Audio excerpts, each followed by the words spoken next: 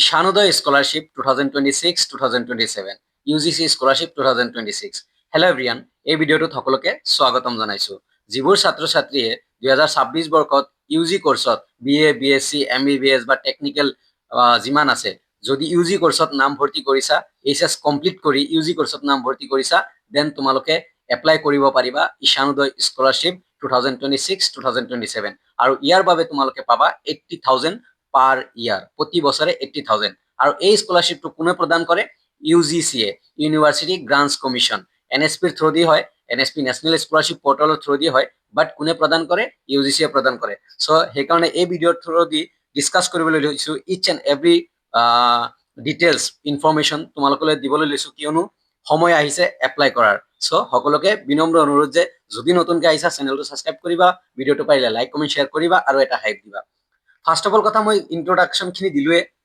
যে কোনে প্ৰদান কৰে ইউনিভাৰ্চিটি গ্ৰান্টস কমিশনে বাট এতিয়ালৈকে ষ্টাৰ্ট হোৱা নাই এনএসপিত যদি দেখা যায় দেন এতিয়ালৈকে নট ইয়েট ওপেন হৈ আছে বাট যোৱা 31 জুলাই তাৰিখে এটা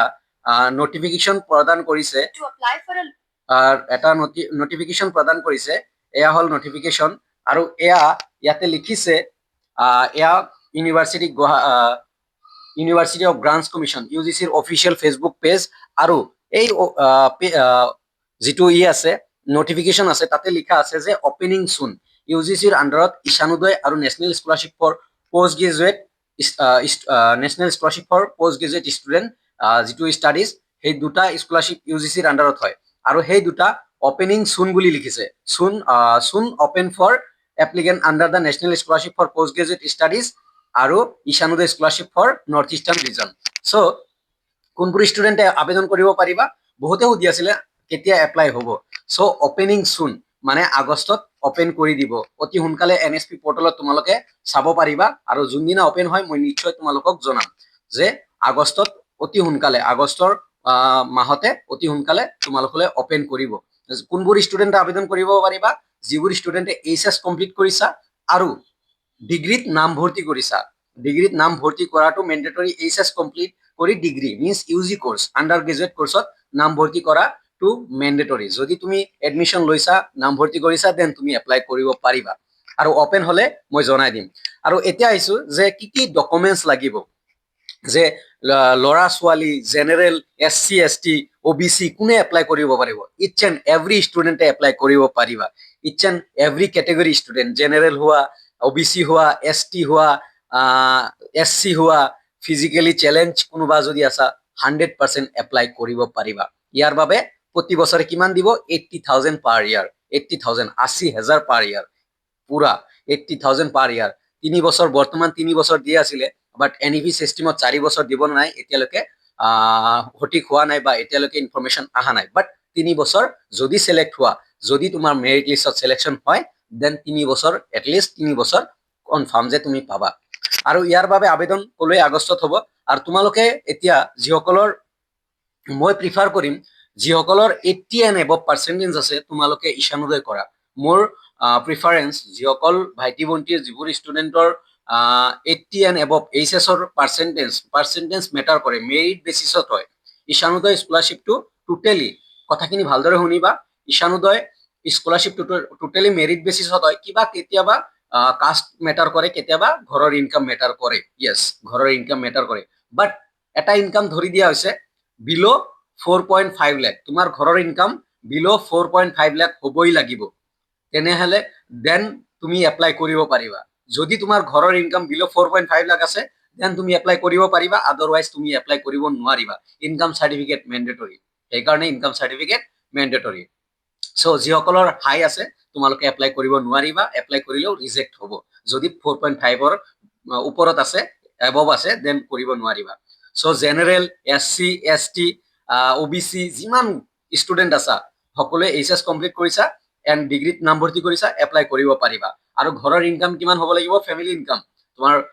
ফেমিলি ইনকাম বিলো 4.5 লাখ 4.5 লাখৰ তলত হ'ব লাগিব আৰু তাৰ পিছত ডকুমেন্টস কি কি লাগিব মই প্ৰিফাৰ কৰিম ফাৰ্স্ট ডকুমেন্টসটো মই অলৱেজ কম তোমাৰ পিআৰসি আৰু আধাৰ কাৰ্ড মেন্ডেটৰী প্লিজ তোমালোকে যদি পিআৰসি বনোৱা নাই 80 এণ্ড এবভ পাৰ্চেন্টেজ আছে তুমি মই প্ৰিফাৰ কৰিছো দেই 80 ৰ তলৰো কোনোবা আছা 79 78 75 76 তোমাৰ এপ্লাই কৰিব পাৰা ইমান নো প্ৰব্লেম বাট যেহেতু কাট অফটো অলপ হাই যায় এই স্কলাৰশ্বিপটোত ঈশানোদয় নৰ্থ ইষ্টৰ 10,000 ষ্টুডেণ্টক দিয়ে নৰ্থ ইষ্টৰ 8খন ষ্টেটৰ ষ্টুডেণ্টক দিয়ে টোটেল 10,000 ষ্টুডেণ্টক দিয়ে দ্যাটছ ৱাই মই prefer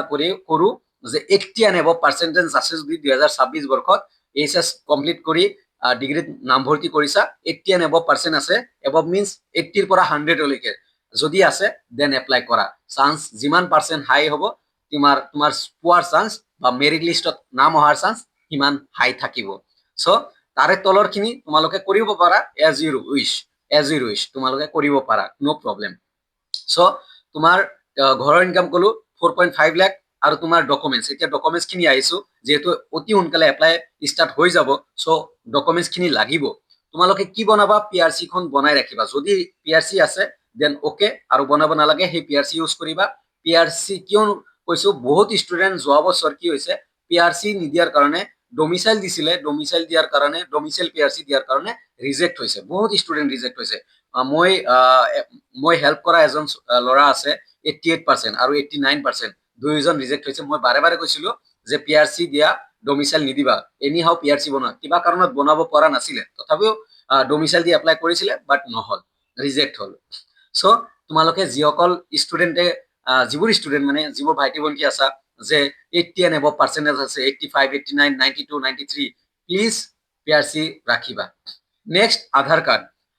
card mandatory direct mandatory কাৰণ তুমি যেতিয়া সিলেকশ্যন হবা তোমাৰ আধাৰ বেছড পেমেন্ট দিব ওটিআৰ বনাওতেও তোমাৰ আধাৰ লাগিব আধাৰ নাম্বাৰে ওটিআৰ বনাব লাগিব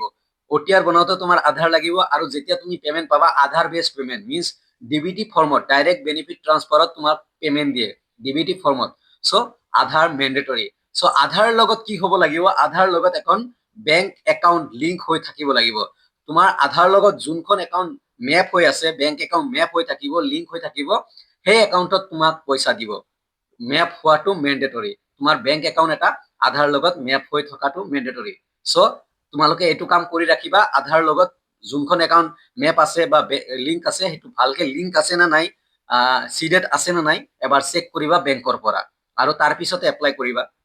চ' পিআৰচি কলো আধাৰ লগত বেংক একাউণ্ট কলো লগতে তোমাৰ ইনকাম চাৰ্টিফিকেট লাগিব ইয়েছ ইনকাম চাৰ্টিফিকেট ঘৰৰ ইনকাম চাৰ্টিফিকেট আৰু কিমান হ'ব লাগিব মই কলো বিলো 4.5 লাখ বিলো 4.5 লাখ হ'ব লাগিব তোমাৰ ঘৰৰ ইনকাম তাৰে পিছত এতিয়া আহিছো এনেক্সাৰ 4 এখন এফিডেভিট বনাব লাগিব এফিডেভিট সেইখন বাৰু মই যেতিয়া এপ্লাই ষ্টাৰ্ট হ'ব সিদিনা মই দেখাই দিম কি কি লিখিব লাগে কেনেকে লিখিব লাগে ক'ত কি সিগনেচাৰ কৰিব লাগে এভৰিথিং দেখাই দিম সৰু কিবা এটা ভুলৰ কাৰণে এনএছপিয়ে ঈশানোদয় কৰা ষ্টুডেণ্টে ইউজিচিয়ে কি কৰে ৰিজেক্ট কৰি দিয়ে সৰু ভুলৰ কাৰণে ৰিজেক্ট হৈ যায় চ' সৰু যাতে ভুল নহয় তোমালোকৰ চ' তোমালোকে আৰু এনেক্সাৰ 4 লাগিব এনেক্সাৰ 4 কোডৰ পৰা ওলাব লাগিব মই সেইটো যেতিয়া এপ্লাই হ'ব মই দি দিম তোমালোকক কেনচেল হ'ব লগা একো নাই তাৰে পিছত তোমাৰ এডুকেশ্যনেল ডকুমেণ্ট যেনে 10ৰ এডমিট কাৰ্ড ৰোল নাম্বাৰ সেইবোৰ বহাব লাগিব সেইকাৰণে 10ৰ এডমিট কাৰ্ড মাৰ্কশ্বিট কাম চাৰ্টিফিকেট লগত ৰাখিবা তাৰপিছত 12ৰ মাৰ্কশ্বিট লাগিব 12ৰ মাৰ্কশ্বিট ৰাখিবা আৰু 12ৰ এডমিট কাৰ্ড ৰাখিবা বাকি হৈ যাব টেনচন নাই চ' এইখিনি আছিল ডকুমেণ্টছ যে ঈশানোদয় কৰিবলৈ হলে যে কি ডকুমেণ্টছ লাগে মোষ্ট ইম্পৰ্টেণ্ট পিআৰচিটো বনাই লোৱা মই আগতেও কৈছো পিআৰচিটো বনাই লোৱা আধাৰৰ প্ৰব্লেমটো ঠিক কৰি লোৱা আধাৰ আৰু বেংকৰ লগত আধাৰ কাৰ্ডৰ লগত বেংক একাউণ্ট লিংক কৰি ৰাখা ইনকাম চাৰ্টিফিকেট লেটেষ্ট লাগিব আৰু ইনকামত বিলো 4.5 লাখ হ'ব লাগিব আৰু বাকি এডুকেশ্যন ডকুমেণ্টছ সেইখিনি তোমাৰ এইচএছ আৰু মেট্ৰিকৰ এতিয়া তাৰে পিছত তোমালোকে কি কৰিবা এনেক্সাৰ 4 মই এনেক্সাৰ 4 দি দিম এনেক্সাৰ 4 যেতিয়া এপ্লাই ষ্টাৰ্ট হ'ব মই দি দিম চ' এতিয়া মই প্ৰিফাৰ কৰিছো 80 এণ্ড এবভ পাৰ্চেণ্ট যিমান আছে তোমালোকে বহুতে আছিলা যে দাদা এপ্লাই কৰো নে নাই কি কৰো 80 এণ্ড এবভ আছে যদি এপ্লাই কৰা আৰু লাষ্টত শুনিবা কথাখিনি লাষ্টত কিবা এটা কথা কম বহুত ইম্পৰ্টেণ্ট তাৰে পিছত তোমালোকে এপ্লাই প্ৰথমত ওটিআৰ বনাব লাগিব ওটিআৰ বনোৱাৰ পিছত বায়োমেট্ৰিক অথেন্টিকেশ্যন তুমি ভেৰিফাই কৰিব লাগিব নিজক তাৰে পিছত এপ্লাই কৰিব লাগিব এপ্লাই কৰি উঠাৰ পিছত তোমাৰ ডকুমেণ্টছ খিনি কি কৰিব লাগিব আপলোড কৰিব লাগিব আৰু যিখিনি ডকুমেণ্টছ আপলোড কৰিবা সেইখিনি ডকুমেণ্টছ এণ্ড ফাইনেল ছাবমিটৰ পিছত এখন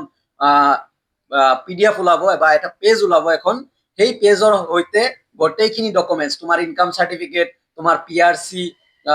তাৰপিছত তোমাৰ এফিডেভিট এনেক্সাৰ 4, গোটেইখিনি মাৰ্কশ্বিটৰ জেৰক্স, এইবোৰ গোটেইখিনি তুমি কলেজত ছাবমিট কৰিব লাগিব। যোনখন কলেজত এডমিশ্যন লৈছা সেইখন কলেজত ছাবমিট কৰিব লাগিব। আৰু ছাবমিট কৰি উঠাৰ পিছত তোমাৰ